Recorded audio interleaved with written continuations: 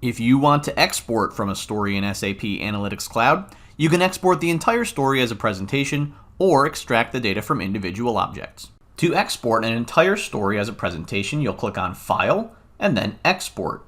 In the pop-up, you can give the file a name, set a page range, which corresponds to the number of pages in your story, choose the file type of PDF or PowerPoint, and configure additional settings.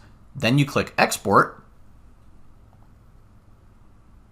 and when it's done, you'll have an export of the entire story. Big things to note, this is a static export. None of these charts or objects are interactable anymore, and the data displayed is the data at the time of the export.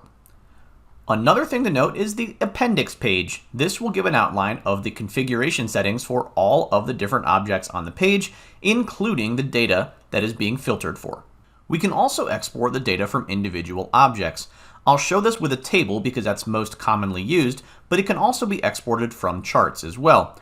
You click on More Actions, click on Export, and in the pop-up you'll choose your file type, and there's additional settings for flattening the hierarchy or including formatting. When you click on OK, the system will ask you to save the file off. Here I am opening up a CSV version of the data from that table in my SAC story.